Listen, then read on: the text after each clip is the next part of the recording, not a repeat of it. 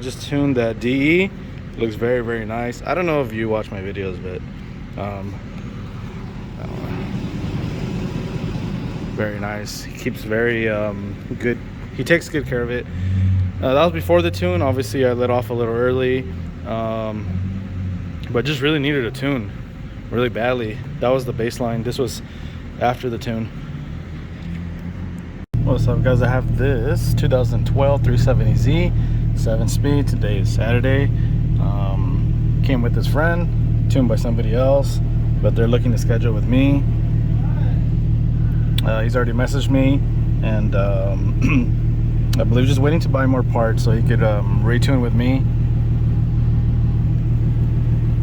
So currently this one, well, of course, now it has a file in there. This one has 3-inch intakes, single exit exhaust, so full exhaust. It's on 91 stock injectors. So with no tune, this car here barely lost to the other guy that's tuned on E85 by somebody else. Just barely lost by 2 cars. So, you know, this one had no tune. So the other car should have definitely won by more than just 2 cars because it's on 85. All right, so I did my first pull. I let off early because I need to make some pretty major adjustments. 224 wheel at 4,800 RPM, but that's not even running good. So I'm already uploading the adjustments, and let's see what it does on the second pull.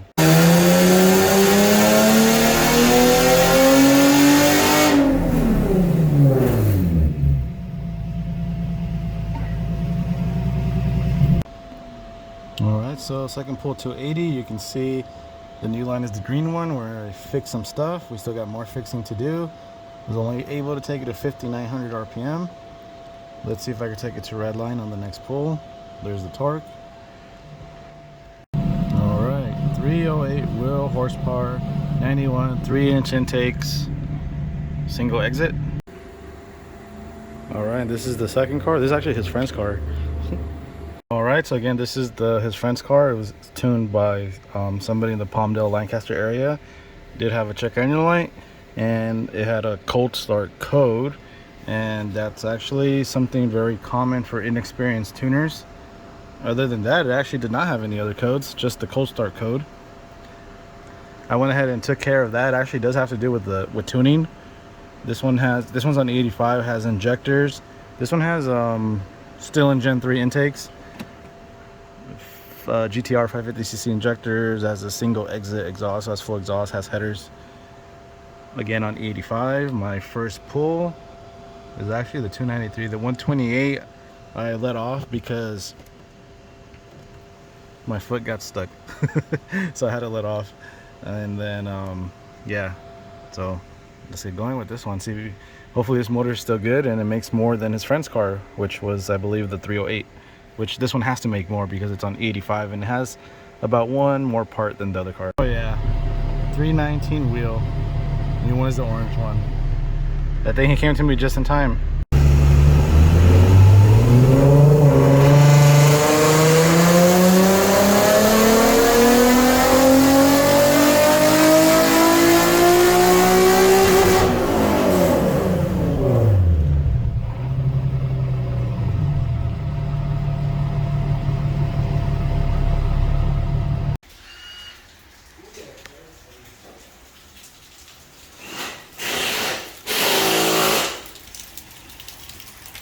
What's up, guys? I have this 04 350Z 6-speed. It is on the UPT 600cc injectors, so he's going 85. Fuel pumps in, injectors are in, 85 is in, and I'm uploading the startup file to get this car going. And he drove all the way from San Francisco to get his tune.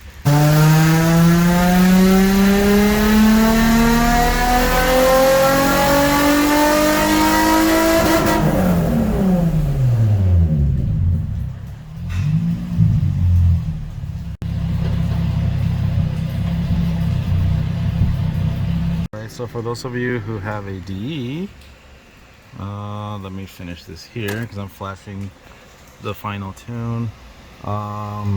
This is a standard size cold air intake on E85 with single exit exhaust, 265 wheel horsepower. So again, if you're just tuning into my YouTube channel, this dyno reads a little low. Most of you already know that. So 265 here is probably 275 to 285 wheel on other dynos. So every dyno reads different. So it would be around 275 to 285. Again, just depends on the dyno that you use. So yeah, this one's pretty good. And then actually I just noticed it has 79,000 miles. I don't know if it's the original motor or not. But anyways, this one is done. He has a long drive home and it's pretty rainy, but it's supposed to, the rain's supposed to slow down and actually stop pretty soon. So time frame might work out for him right now. I literally just remind him that he needed to go to school. I just wanted to at least All right, so I just finished tuning this car. It's a 2014 370Z, 7-speed, E85, the UPT 600cc injectors, UPT 3-inch intakes, dual exit exhaust, and yeah, I'm just filming this one because it's already done, and just so I could add it to my video clips to add more time.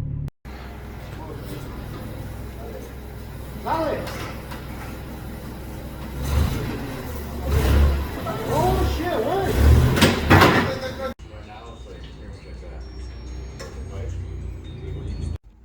Alright guys, so that blue G35, it's a 2008, it's automatic. That one, the owner purchased it from a tow yard, I believe.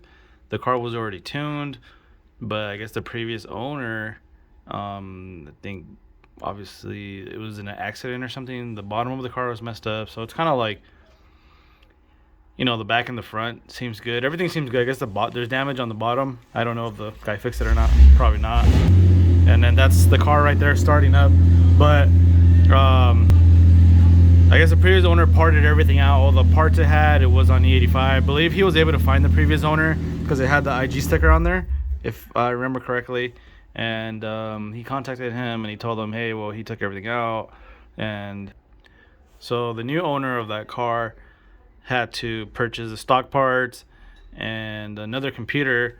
So they installed all the stock parts on it and it wouldn't start. So obviously it's another computer, so I had to program the key. I programmed the key. Now the car cranks and it wants to turn on, but it has problems, which we quickly figured out. It has to do with the throttle bodies, something related to. So, you know, sometimes if you guys find something, an issue, for example, the throttle bodies don't work, it doesn't mean it's the throttle bodies. It could be anything related to it, but it can't be the throttle bodies. So in this case, we're trying some things and nothing worked. And the harnesses were wet. They were really wet. So I guess when it was raining, I don't know, like the hood was open and it got inside. So we dried everything up and it's making better connection. So it kind of wants to start now. It actually starts but turns off. So that was after cleaning and drying everything, all the connections, like everywhere, every single connection. There was tons of water coming out. Yellow. I got this as a gift today. I feel like it's the harness. It might be corroded or something. George just tried another ECU right now, and it actually seems to stay on. So there, he started it again. So what happens is if you're removing the ECU and putting in another one, you're technically kind of like cleaning the pins at the same time as you're taking it out and in. So that's what was going on with Fresh Kick's car. That's why when we tried another ECU, it wouldn't work, and then we tried his and it wouldn't. I tried another one and then it would, you know. So you're kind of like cleaning it at the same time. So anyways, George just put another ECU, seems to work. I haven't gone out there to check it out. Obviously, this is the first time it actually stays on while I was recording. The first time it turns on and stays on its own with George's test ECU. So I don't know what he's gonna tell him, if it's the ECU or he's still gonna look at the harness. But it's possible because the customer provided their own ECU. So I don't know, maybe that one was left out in the rain too, or from wherever he got it. But that's what's going on with that that blue one right there, and I just have to go and program the VIN to that car so it can be all legit and stuff. All right, and right now I'm doing an email tune for Christopher in Atlanta, 370Z. He's tuned by someone else. He's having some very minor problems, but basically he said that the throttle or the RPMs hang for a long time. I don't know what a long time is. I actually didn't ask, which is what I should have asked, but he sent that a while ago, so I was probably just busy to ask, or it could be something tune related, or it could not. I don't know. Damn. So I mean, I could ask him if it happened as soon as they tuned it, or something. You know, I could ask him some questions.